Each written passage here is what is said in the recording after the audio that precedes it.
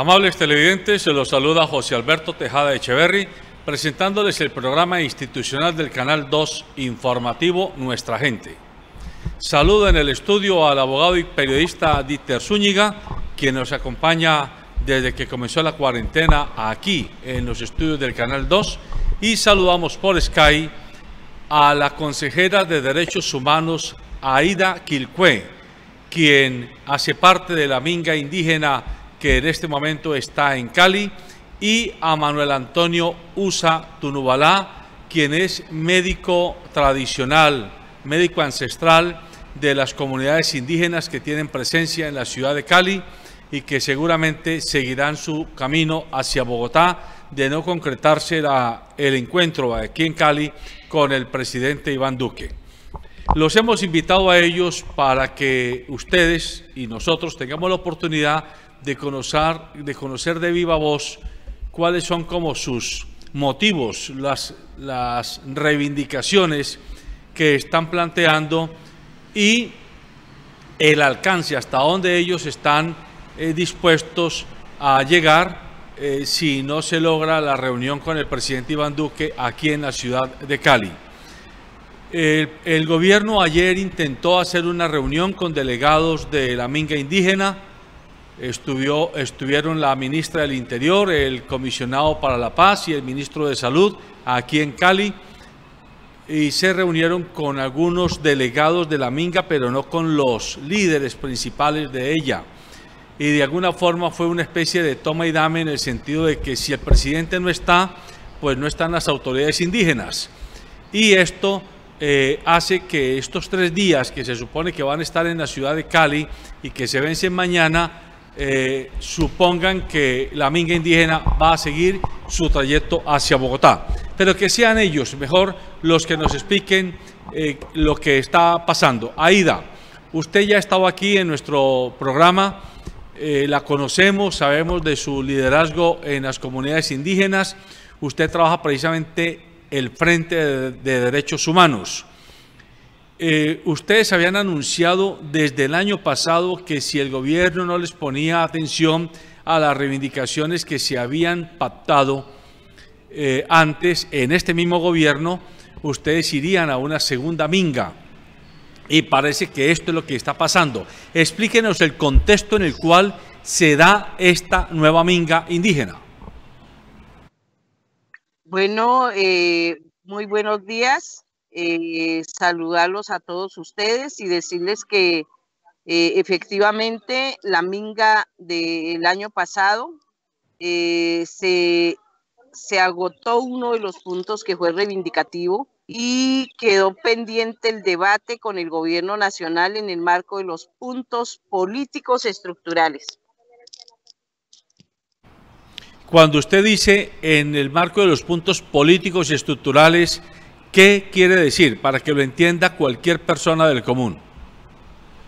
Bueno, tenemos los puntos. Primero, el punto de vida y de paz. Tiene que ver con los riesgos de exterminio, de genocidio físico que está pasando en los territorios, porque más allá de la pandemia, el gobierno nos ha dicho que hay un riesgo de la pandemia. Eso lo sabemos y tenemos los cuidados necesarios en los territorios, pero también en la minga. Ya. Usted...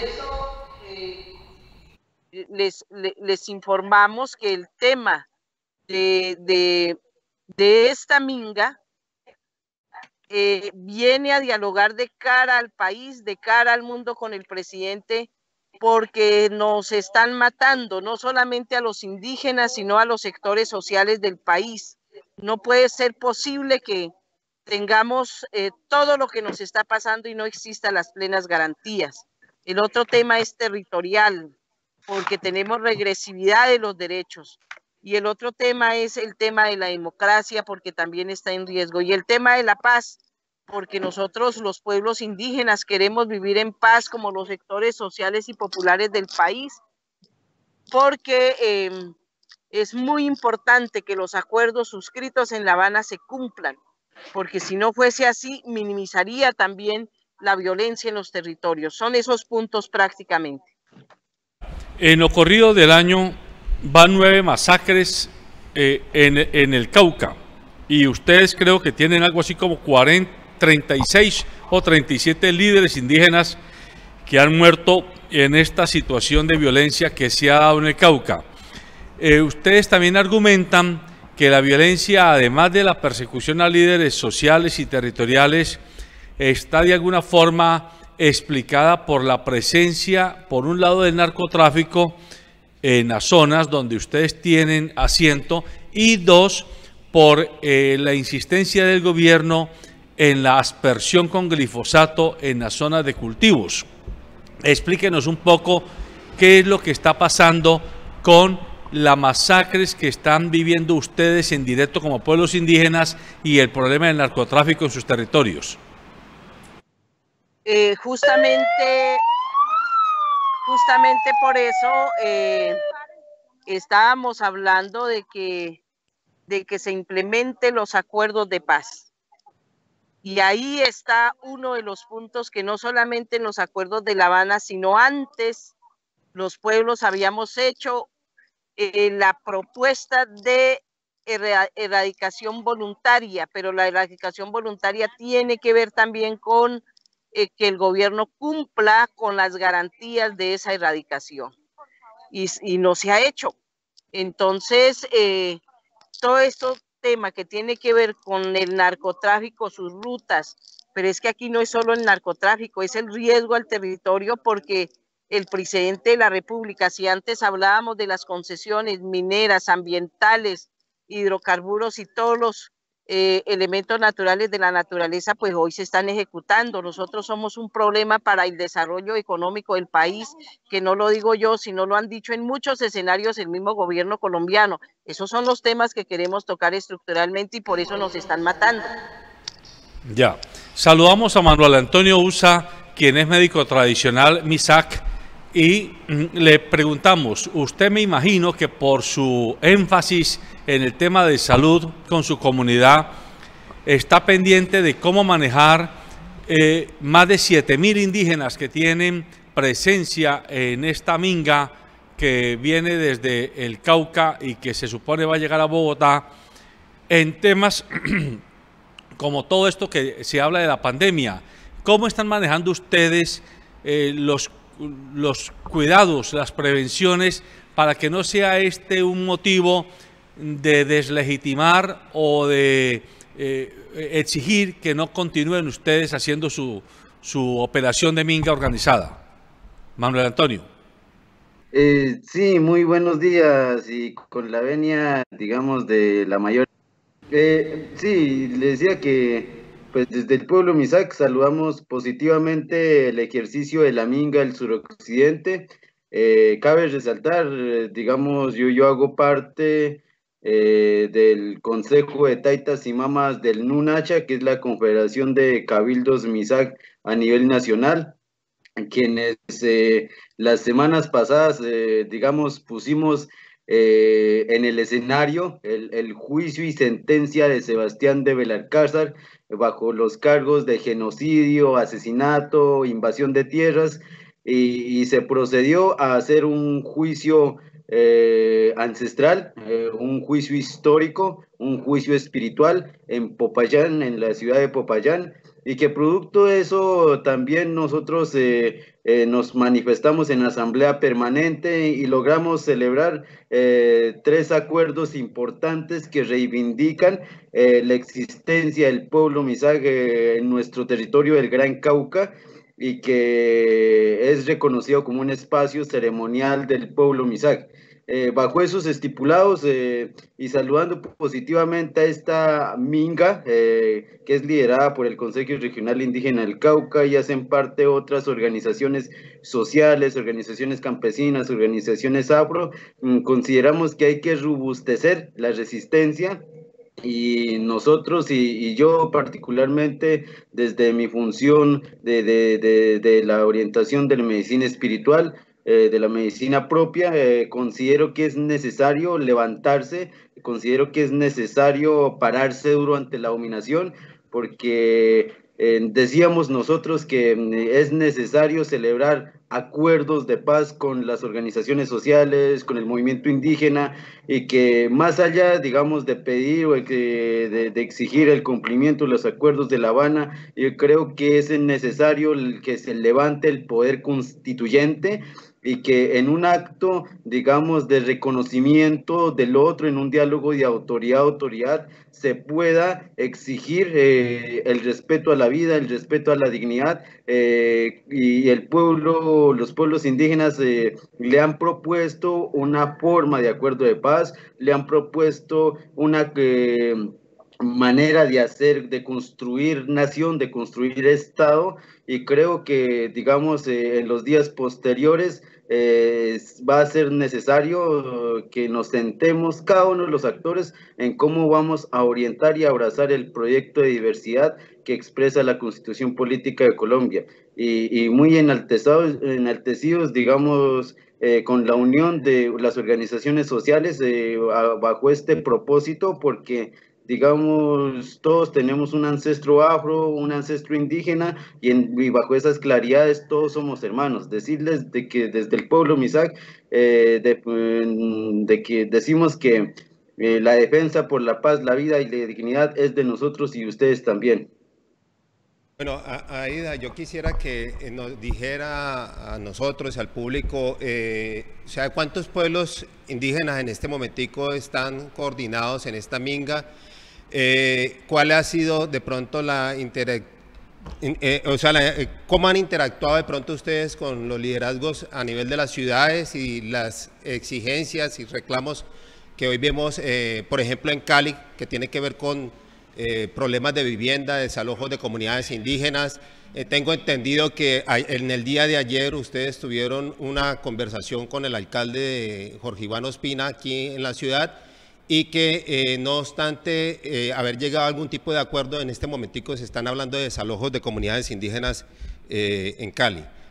¿Cómo está la situación en ese sentido? Bueno, los pueblos indígenas en el marco de esta minga están los del Consejo Regional Indígena del Cauca, está Caldas, está el Consejo Regional Indígena del Huila, está la Organización Regional del Valle del Cauca, y están los campesinos, afrocolombianos, urbanos y estudiantes. Ese es el nivel de la minga que nos encontramos en Cali. ¿Cuántos indígenas están en la minga de manera directa, Aida? De manera directa llegamos el día de ayer más de 10.000 personas. Más de 10.000 personas. Y de no encontrar o de no suceder el encuentro con el presidente en Cali, ¿ustedes han decidido que siguen hasta Bogotá? Bueno, hoy vamos a evaluar ese tema en el marco de la minga y estaremos anunciando en las horas de la tarde el camino a seguir. Ya.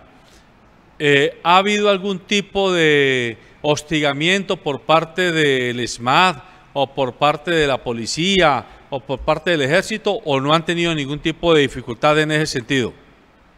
No, la minga habíamos anunciado que era política, pacífica, y así se concretó. Creo que el balance ha sido muy positivo, llegamos muy bien a Cali, aquí estamos, pero anoche tuvimos el diálogo con el alcalde y el gobernador del Valle, y él nos manifestó que estuviéramos tranquilos, aquí no va a haber pues desalojos.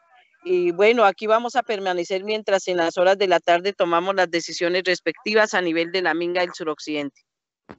Es que precisamente aquí me ha llegado una información de la Organización Regional Indígena, en donde dice que a pesar de que Jorge Iván Ospina ayer firmó un acuerdo con la minga, hoy la policía sigue con el plan de desalojo en Siloé de 58 niños, 12 jóvenes, 96 mujeres, 50 indígenas de Bonam. No sé ustedes qué información tienen allá en la minga, Aida.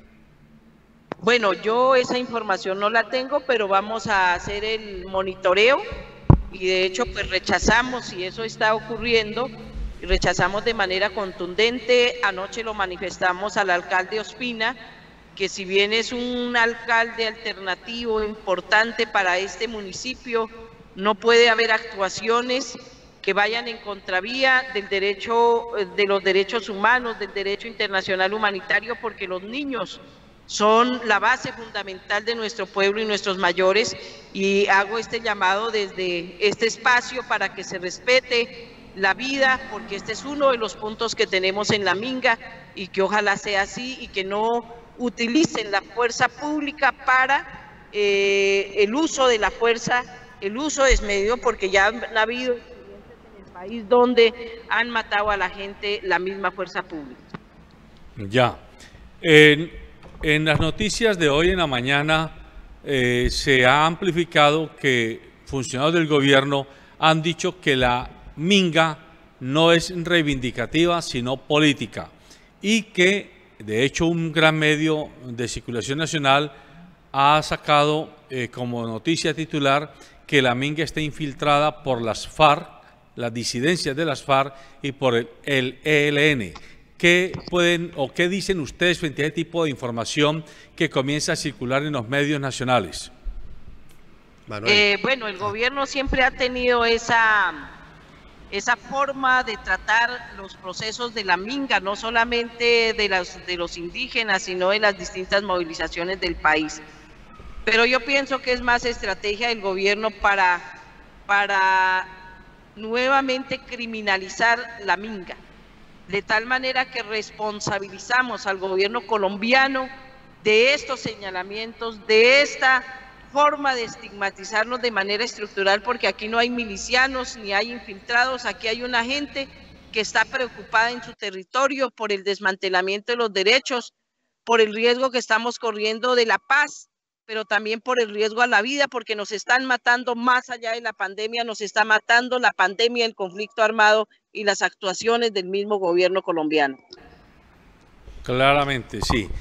Manuel, ustedes, además de lo que narró ahora de la decisión que han tomado con respecto a los símbolos del genocidio y del avasallamiento que tuvo el territorio cuando llegó la conquista hace ya 500 años, ustedes también entiendo que vienen trabajando por defender que no haya minería ni legal ni ilegal, obviamente, en los páramos y en sus territorios. Esto unido a que tampoco haya droga, narcotraficantes, cultivo de narcóticos en sus territorios. ¿Qué le puede usted avanzar a la comunidad que nos ve y nos escucha? ¿Cómo está la situación de cultivos de coca, de amapola, de marihuana en los territorios indígenas del Cauca? ¿Y cómo está la situación de la llegada de multinacionales que quieren apoderarse de los páramos y de la zona selvática arriba de estos departamentos, Cauca, Huila, Putumayo, donde hay fábricas de agua muy importantes para el país? Quisiera recabar en la pregunta que acaba de formular a José Alberto. O sea, ustedes hablan del territorio y el problema que tienen no solamente con problemas de narcotráfico, sino tenemos entendido de que hay problemas frente a los cultivos de extensión, ganadería extensiva igualmente, pero el problema de la minería es bastante fuerte. En ese sentido, ¿qué es lo que ustedes vienen a plantear y cuáles son las exigencias que van a presentar al gobierno nacional y más concretamente al presidente Iván Duque? Yo sí quiero decir que ayer fue impresionante lo que vimos aquí en Cali con la llegada de la Minga proveniente del Cauca. Aproximadamente 7.000 personas llegaron al Coliseo del Pueblo. Por su parte se organizaron algunas marchas en diferentes sectores de la ciudad. Vimos cómo se integraron personas que venían, por ejemplo, de lo que hoy llaman Puerto Resistencia, con vía a las canchas panamericanas o Parque Las Banderas. Ahí se organizaron unas ollas comunitarias. Podemos decir que hicieron presencia en el Parque Panamericano aproximadamente unas 1.000 personas. Hubo un desplazamiento posteriormente hacia el Coliseo del Pueblo y allí se ubicaron a esperar pues a los representantes del gobierno nacional y más específicamente, insisto, al presidente de la República. Afortunadamente lo que hizo fue enviar a un personaje como la ministra del Interior, la cual sabemos no goza de mayor credibilidad por parte de ninguno de los sectores de la sociedad, en tanto que ha hecho unas intervenciones bastante desatinadas. No sé si Aida ya está nuevamente en contacto. ¿Aló? ¿Con Manuel? Sí. Estoy aquí, pero ya debo retirarme. Aida, ¿ya estás en línea? Sí, estoy en línea, pero ya debo retirarme porque Sí, debo sabemos. ir a la Entonces, reunión, porfa. correcto, pero entonces danos la respuesta a la pregunta que te hicimos antes que no pudiste contestar sobre cómo está la ¿Cuál es la situación pregunta? de cultivo de coca, marihuana, amapola en las zonas de los territorios indígenas y cómo está la situación de minería en el entorno de ustedes. No sé si no me escuchan. Yo di respuesta a esos puntos. Entonces, uno, el tema de minería legal e ilegal es un riesgo para los territorios.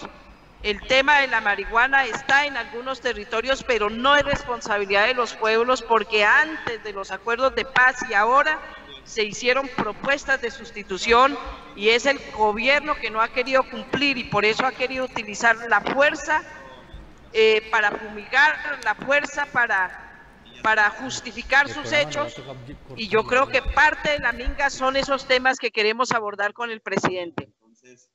Perfecto. Bueno, sabemos que Aida tiene que retirarse porque ella, precisamente por ser una de las líderes de la minga indígena, va a unas reuniones con los comités que organizan tanto la minga como los encuentros con el gobierno nacional. No sé si Manuel sigue en la línea, si ya recuperamos la comunicación con él. ¿Manuel? Sí, ya Perfecto. me tocó cambiar de equipo. Perfecto, Manuel. Bueno, mira. Bueno, muchas gracias. Yo les agradezco por el espacio. A usted, muy amable, y seguimos en contacto. Manuel.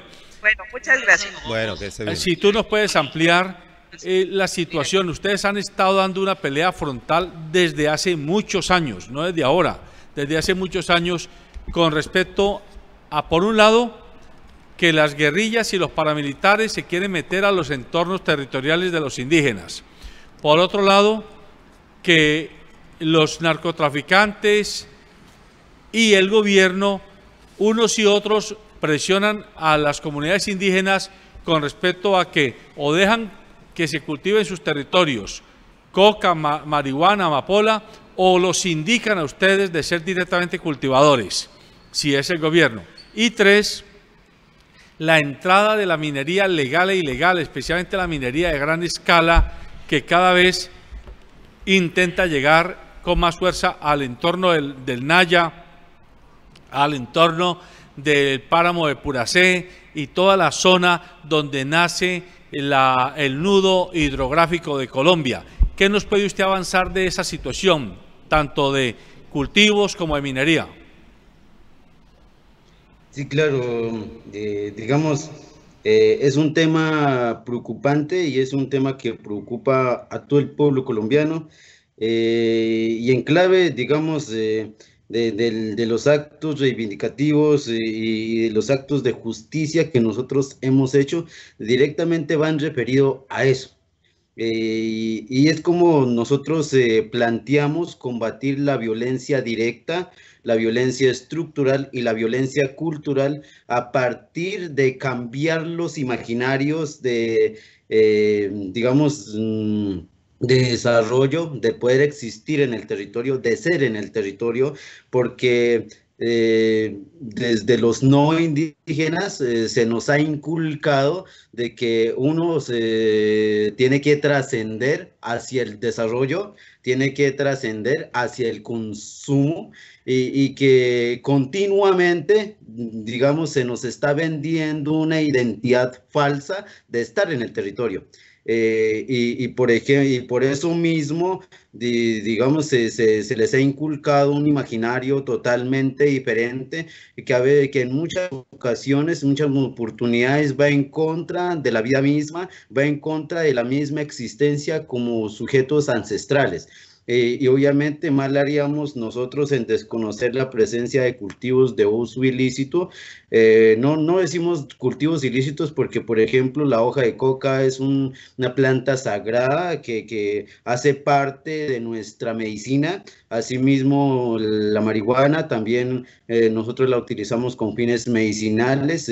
Todas las plantas que Dios pone en nuestro espacio ha sido con un propósito, el propósito de la sanación, el propósito de perpetuar la vida a partir del uso responsable y que lastimosamente ha sido influenciada por el hombre blanco con otros propósitos y que esa práctica se ha inmiscuido, digamos, se ha aprovechado de la pobreza, se ha aprovechado de la falta de ingresos de los pueblos indígenas y hasta el punto tal de que las familias no tienen más opción que,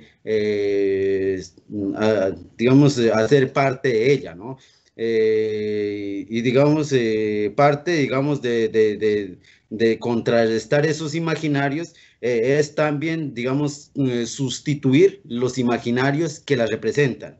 Los imaginarios que representan la dominación, los imaginarios que representan esta otra forma de ver el mundo y la naturaleza, y a partir, digamos, de cómo nosotros empezamos a reivindicar nuevas formas de estar en el territorio, formas que anteriormente se hacían y que se vio interrumpida por el hombre blanco, y que en esta oportunidad, por ejemplo, nosotros hemos dado el mensaje de que otro mundo es posible, de que esto es de nosotros y de ustedes también, de que es necesario, digamos, la conversa, el pueblo Misak siendo caracterizados como los hijos de la palabra y el sueño, privilegiamos la conversa, y es así que el municipio de Silvia es uno de los municipios, digamos, más pacíficos del departamento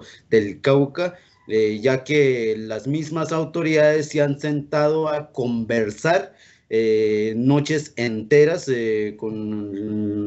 cuando algún grupo armado intenta establecerse en el territorio. Y digamos, a punta de conversa se le ha solicitado desalojar de nuestros espacios sagrados. Y entonces, digamos, es una Silvia y el resguardo de Gombía es una muestra de que conversando se entienden las cuestiones, de que en medio de la conversa se construye convivencia. Y bajo ese propósito le hemos manifestado al gobierno de que el pueblo Misak y los pueblos organizados en el movimiento de autoridades del suroccidente de Colombia estamos dispuestos a construir nación, a construir Estado bajo esas lógicas de reconocimiento de autoridad. E invitamos, exhortamos a las organizaciones sociales a pararse duro, a hacernos respetar el poder constitucional que nos permite, que es el reconocimiento de la diversidad étnica y cultural, y que además de reconocerla está obligado a protegerla. Y en ese propósito consideramos que la construcción de paz tiene que nacer de las comunidades, que la sustitución voluntaria de los cultivos ilícitos tiene que ser una propuesta de las comunidades, porque son las comunidades las que entienden, las que saben, digamos, cómo ellos se proyectan su forma de vida, el Pishindo Arame, como nosotros lo manifestamos, el buen vivir, como nosotros, y qué es lo que demandamos. Es necesario las acciones de parte del Estado para poder, digamos, celebrar con éxito esa transición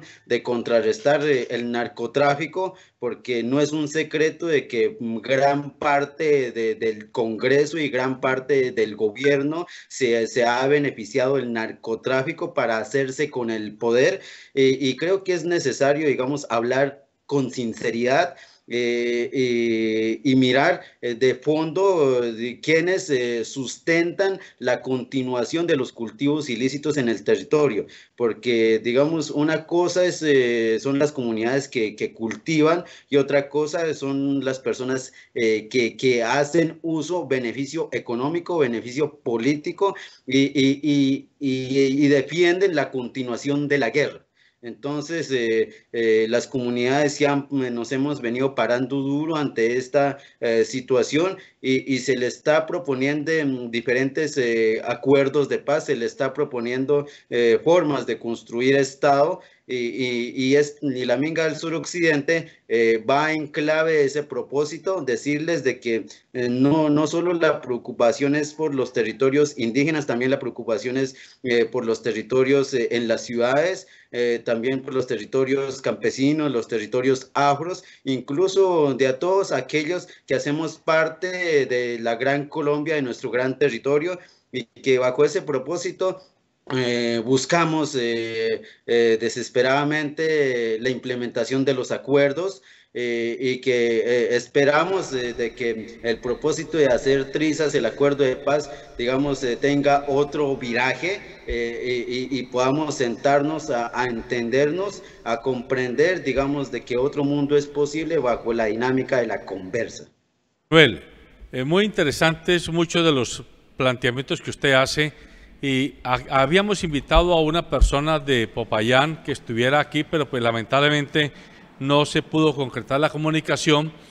Pero a ver, le quiero hacer una pregunta para que usted nos diga qué le responden ustedes como líderes de las comunidades indígenas a personas de varias partes del país, pero particularmente del Cauca, que dicen, lo señalan, que ustedes son fundamentalmente terratenientes, que ustedes lo que quieren es que la tierra sea de ustedes, así no sea productiva, por un lado. Segundo, que ustedes de alguna forma están infiltrados por las guerrillas y que hay comunidad indígena que hace parte de las guerrillas y que por esa razón estas comunidades, digamos, los citadinas, no están de acuerdo con su movimiento.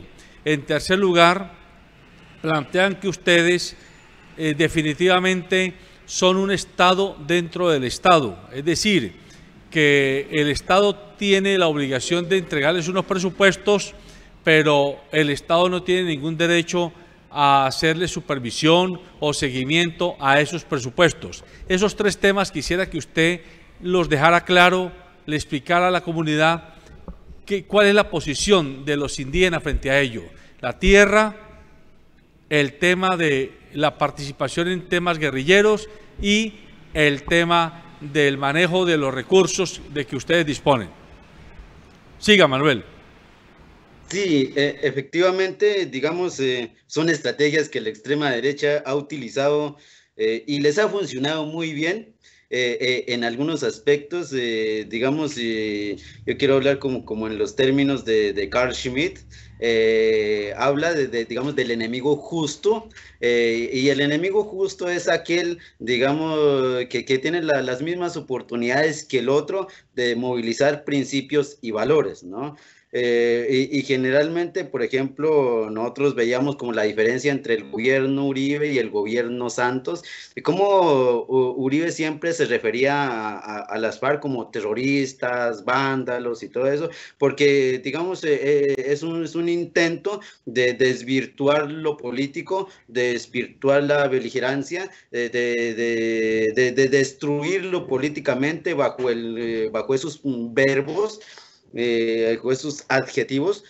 Y veíamos, por ejemplo, cuando ya se da, digamos, las negociaciones de paz en La Habana, ya el expresidente Santos recoge un concepto que es el adversario, ¿no? Y el adversario es alguien, un igual, que tiene la misma oportunidad de movilizar principios y valores diferentes al mío, y que tiene la misma posibilidad de sentarse a dialogar. Digamos, digamos, es como el mismo efecto con el movimiento indígena, porque no se le quiere reconocer como sujeto político, y ellos hacen el mismo trabajo que ellos hicieron con los anteriores actores, que es desvirtuarlo, destruirlo políticamente. ¿Y cómo lo destruye políticamente? Cuando se desvirtúa la imagen, cuando se desvirtúa el propósito político, cuando empiezan a recoger discursos retardatarios de las construcciones de Estado, y nosotros estamos posicionados en ese contrato social, en ese pacto social de la Constitución Política de 1991, donde el Taita Lorenzo Muelas, uno de los primeros asambleístas indígenas, plantea, digamos, de cómo podemos trascender hacia la modernidad, de cómo podemos nosotros avanzar como civilización, cómo nosotros podemos trascender como humanidad, poniendo como pilar fundamental en la construcción del Estado la diversidad. Y en ese propósito, el movimiento indígena, más allá, digamos, de defender nuestra autonomía, nuestro resguardo, más allá, digamos, de defender nuestras formas de hacer justicia, nuestras formas de administrar nuestra comunidad, de ejercer nuestra autonomía, se le está proponiendo una propuesta de nación, una propuesta de Estado. Y ya después de muchos años de celebrado la Constitución Política de Colombia, hemos venido empoderándonos de esa idea que depositaron los asambleístas en el 91, y bajo ese propósito se le ha venido presentando diferentes formas de hacer Estado y de hacer nación. Y creo que, digamos, esa técnica de deslegitimar, de desvirtuar, de estigmatizar al otro, ya está muy pasado de moda. Yo creo que como humanidad, como civilización, hemos de trascender hacia la construcción del Estado y hacia la construcción de nación. Y rechazamos categóricamente esas intenciones, y creo que es necesario que el pueblo colombiano también rechace categóricamente esa actitud del gobierno, que creo que es un discurso recogido muchas veces, y ya digamos, ya la gente, el pueblo colombiano se está dando cuenta que es una técnica muy osada, que no le está funcionando, porque en este despertar del movimiento indígena, muchas organizaciones sociales nos han acompañado, y creo que este es un calentamiento para poder llegar al 21 de octubre hacia un paro nacional, porque creo que más allá, digamos, de hacer movilizaciones, de hacer mingas, creo que es necesario una parada, a parar para avanzar como civilización, como humanidad. Y bajo ese propósito rechazamos categóricamente esas formas de estigmatización, y es lo que, digamos, finalmente ellos argumentan los motivos por los cuales se asesina a un líder indígena. Entonces, creo que el pueblo colombiano, si queremos trascender como civilización, debemos rechazar categóricamente esas actitudes del gobierno.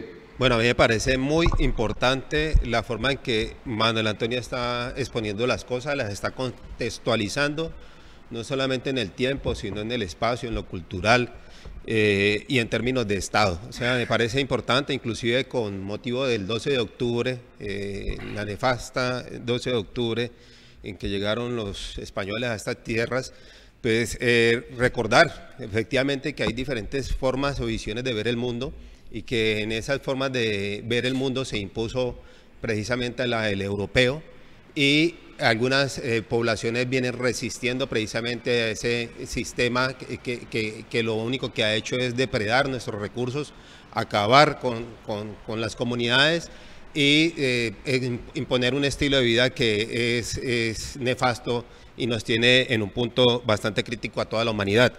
Me parece que aquí también juega un papel muy importante en todo esto, en las formas de ver el mundo, los medios de comunicación y las redes sociales. No sé, Manuel, usted desde esa óptica, ¿usted cómo está percibiendo las cosas? Por ejemplo, yo hoy veía, oía más bien, en W Radio a Néstor Morales, enfrentándose inclusive a otro compañero de mesa. En Blue Radio. En Blue Radio, digo. Después de haber entrado en conversación con uno de los líderes de la Minga, en donde la gente considera que ustedes simplemente tienen que venir a discutir unos punticos que tienen que ver inclusive con un presupuesto, más no venir a plantear asuntos de carácter político que conciernen a toda la sociedad.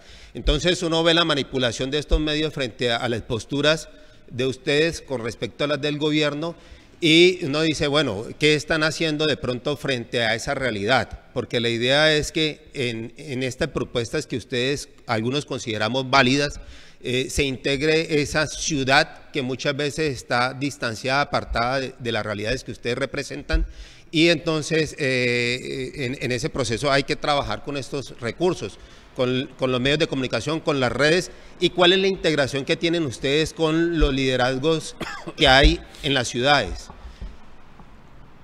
Manuel.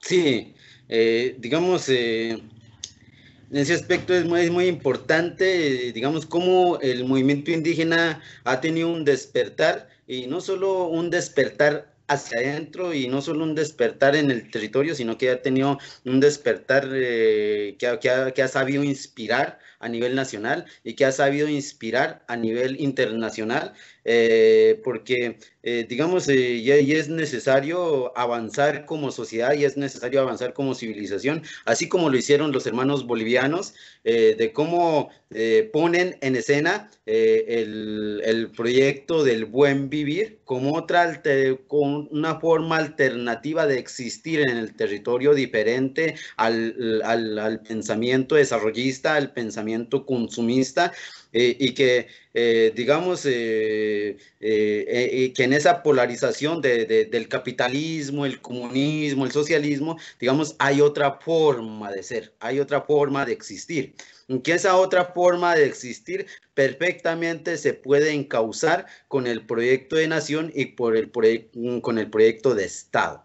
Y bajo esas, digamos, claridades, yo creo que hay un miedo generalizado que anteriormente estaba en las masas populares, que ahora pasa al otro lado de la cancha, que es la extrema derecha, quienes han ostentado el poder durante tantos años y se han perpetuado en el poder, y ven que continuamente, cada vez los movimientos indígenas, y los movimientos sociales, los movimientos campesinos, los movimientos afros, que somos la gran mayoría, empiezan a sentir que otro mundo es posible, que el pueblo está tomando conciencia de su situación histórica, de su responsabilidad histórica de cambiar el escenario, de que como diríamos en los lenguajes gramscianos, que hay una contrahegemonía que se levanta,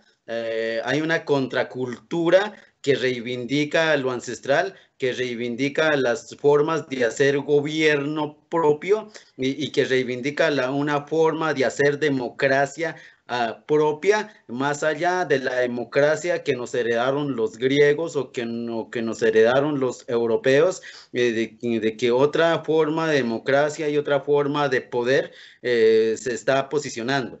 Y obviamente, digamos, entendemos el miedo hace parte de la naturaleza humana, y el mensaje que nosotros queremos dar es que la defensa por la paz, la vida y la dignidad de cada una de las personas que hacemos parte de esta gran nación, esa defensa es tanto del movimiento indígena como también de todas las personas que defendemos la existencia en este territorio, y desvirtuar esos imaginarios de que nosotros somos los grandes terratenientes, absolutamente falso, de toda falsedad, porque uno de los grandes terratenientes, por ejemplo, Uribe, que tiene medio departamento a su disposición, salía en algún meme que decía que Uribe pasa de ser detención domiciliaria en su gran hacienda a ser libre en su gran hacienda.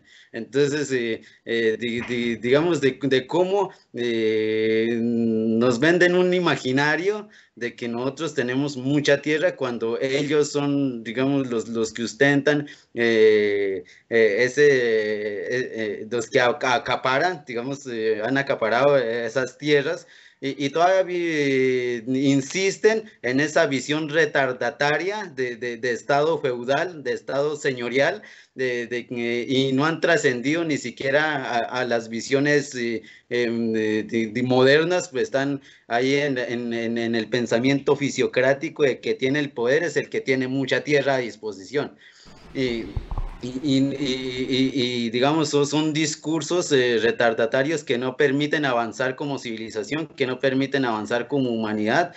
Y el movimiento indígena ha sabido plantear y se le está presentando una forma de construir sociedad, y esperamos que cada vez más empiece a tener acogida y que podamos tener un momento de pausa para pensar bajo qué orientaciones políticas, bajo qué orientaciones espirituales, bajo qué principios y valores queremos enfrentar los nuevos tiempos que se avecinan, que no va a ser fácil, así como muchos ambientalistas nos lo han manifestado y nuestros sabedores y sabedoras no han manifestado de cómo la tierra está enfermando, y bajo esa enfermedad del territorio, por ejemplo, el COVID-19 es una muestra de cómo el territorio nos está manifestando, nos está haciendo el llamado de atención, de cómo nosotros no hemos sido irresponsables con ella, y que ella puede desatar toda su furia contra la humanidad si nosotros, digamos, no encauzamos nuestro deber ser en el territorio. Y bajo esos principios constitutivos de la vida, de la existencia, estamos presentando esta forma de hacer sociedad, de estar en el territorio, y esperamos que muchas organizaciones sociales y esperamos que la ciudadanía, el pueblo colombiano podamos entender que la construcción de otro mundo es posible. Manuel, antes de pasar a la última ronda, permítanos ir al reporte de redes sociales con nuestro periodista Santiago Ocampo. Santiago. Los saludo desde las instalaciones de SECAN Estéreo con el reporte de redes sociales. Empiezo con María Isabel Rodríguez, quien nos dice: la gran mayoría de los colombianos sabemos que los que pensamos diferente nos tildan de guerrilleros y vándalos, pero Colombia sabe que los verdaderos vándalos están dentro de las tres ramas del gobierno. A propósito de esto, nos envían el siguiente audio uno de nuestros oyentes. Respecto a la minga, pues antes que nada me parece chévere la forma, porque pues es una forma de protesta pacífica, muy viable. Respecto a los temas, pues exigen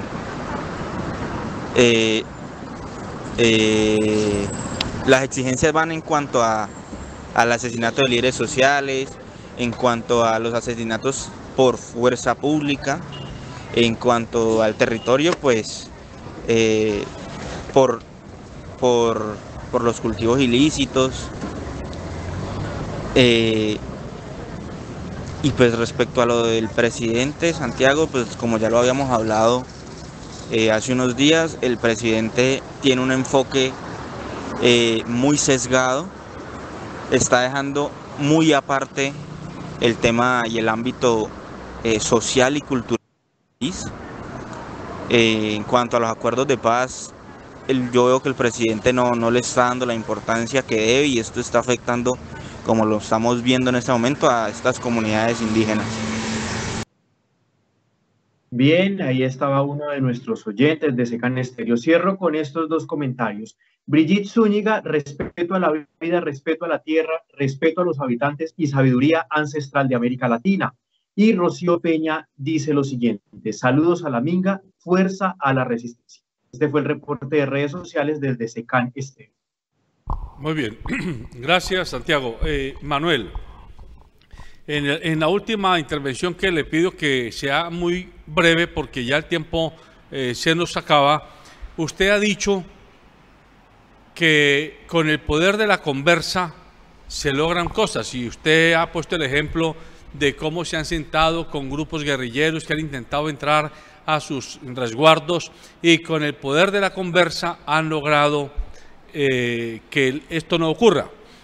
Ese poder de la conversa significa diálogo, significa solución pacífica de los conflictos, y ahí hay una gran enseñanza de la movilización indígena para todos los compatriotas cuando nos enfrentamos a la protesta social, porque se requiere disciplina, se requiere organización y se requiere mucha claridad de parte de los dirigentes para evitar que la protesta social, que es legítima, termine siendo mal usada y saboteada, además de por los mismos agentes de la fuerza pública, que en ocasiones se ha demostrado que la sabotean, por personas que no tienen ningún propósito político, ningún propósito de trabajo por las comunidades, sino simplemente el ánimo de destrucción y de hacer daño y generar caos. Denos su último mensaje en ese énfasis, el poder de la conversa, la protesta pacífica, pero masiva, que genera un mensaje de poder político para el gobierno.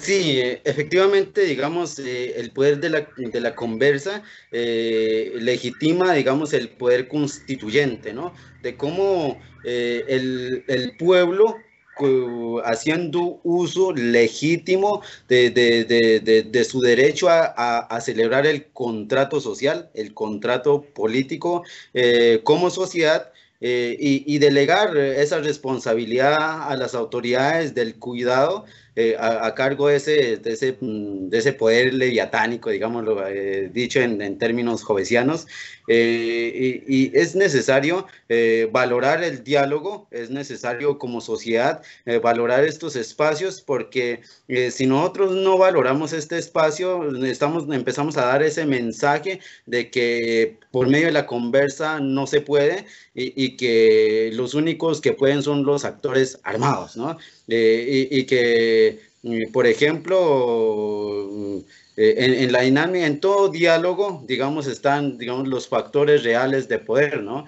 El gobierno o las autoridades dialogan con alguien, digamos, que se reconoce en esas dinámicas de poder. Digamos, uno no dialoga con un dominado, con un sometido, y en ese propósito se le ha dignificado la fuerza del movimiento indígena como un poder constituyente, como un poder que se empieza a defender su dignidad, y que es necesario, digamos, valorar nosotros como sociedad ese derecho constitucional, apoyar la marcha pacífica, y así, y en medio, digamos, de esa movilización pacífica, hacernos respetar. Ayer tengo que valorar lo que hizo el movimiento indígena en medio de la Minga. Se encontró 3 individuos robando unos teléfonos celulares. La Guardia Indígena inmediatamente los captura, y en el mismo espacio se le hace medicina y se le hace el remedio. Y así ha sido el mensaje de que si se encuentra algún infiltrado o alguna persona que viene a hacer maldades en medio de la Minga, inmediatamente la Guardia Indígena lo detiene, y se hace el proceso de armonización y el proceso de remedio. Y creo que bajo las seriedades que merece la protesta social y la Minga del suroccidente, es necesario que podamos valorar el espíritu del diálogo, el poder de la conversa, como yo lo he venido diciendo, y que juntos podamos forjar una nación que permita, digamos, defender la vida y defender nuestra dignidad. Muy bien, agradecemos a Manuel Antonio Usa Tunubalá, a Aida Quilcue, que han estado acompañándonos y conversando con nosotros en este rato, así como a nuestro colega Dieter Zúñiga, por la participación en torno a la Minga, que está en la ciudad de Cali y que muy seguramente mañana seguirá su curso hasta Bogotá, procurando, o sea, yendo a visitar al presidente de la República y pidiéndole que haga una reunión directa, cara a cara, con las comunidades indígenas representadas en Aminga. Cierro con el siguiente comentario editorial. El poder de la conversa, al que hace alusión Manuel Antonio Usa, lo que está indicándonos es que no es falso aquello de que el poder solo está en los actores armados. Por el contrario, lo que nos está indicando es que el poder está en las comunidades organizadas. Y clave el ejemplo que las comunidades indígenas le dan al resto de compatriotas y particularmente al resto del movimiento social, porque ellos han entendido, y son los únicos, que lo primero que tienen que hacer es hacer respetar su movilización, y la hacen respetar de cualquier tipo de infiltrado.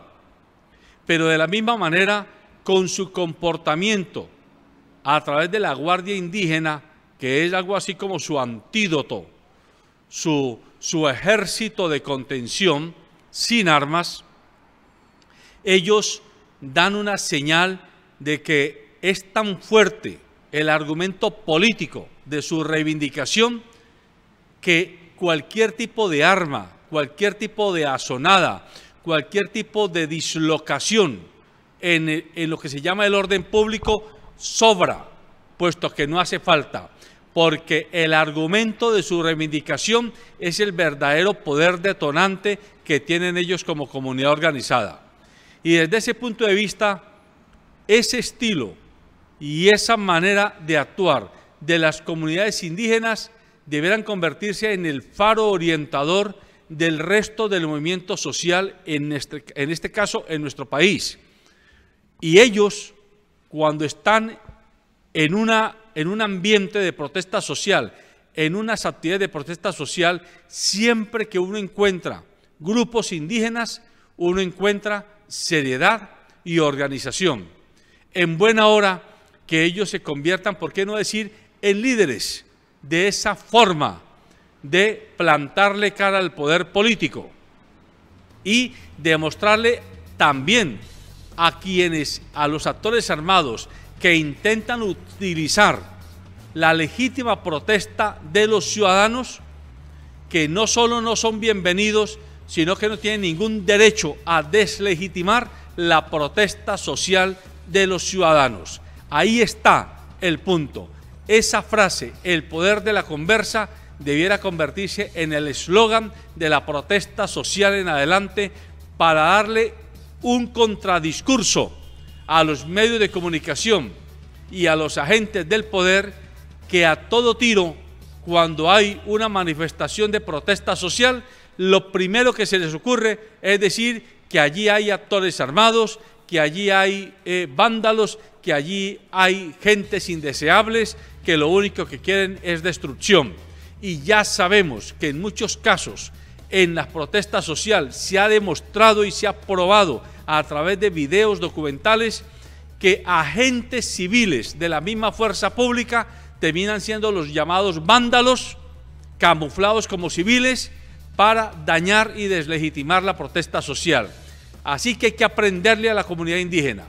Ellos se hacen respetar también de la fuerza pública, porque no puede pretender la fuerza pública poniendo unos individuos de civil o hacerse respetar de los actores armados metiendo gente a la minga, y como ellos lo dicen, inmediatamente la Guardia Indígena toma medidas, los neutraliza, los armoniza, dicen ellos.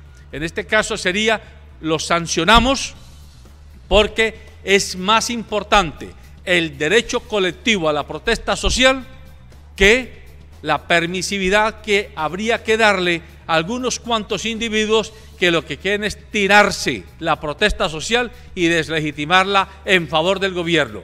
Aquel que se tira la protesta social no le está ayudando a las comunidades en su reivindicación, y por el contrario le está ayudando a las agentes de poder a maltratar la protesta social y a deslegitimarla. Este es el eslogan que a partir de ahora tenemos que proponer, la protesta social, para que se configure el poder de la conversa social. Buenos días.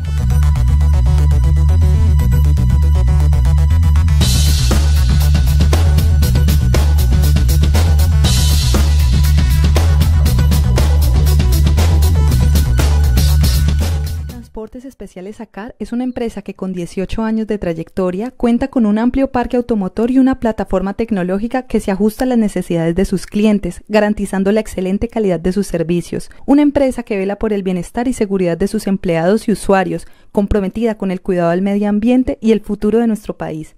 Transportes Especiales SACAR, logística con sentido ambiental. En cada paso, en cada día, la vida es una carrera. Córrela con comodidad. Fábrica de Calzado Rómulo. Más de 3 décadas comprometidos con el bienestar para tus pies.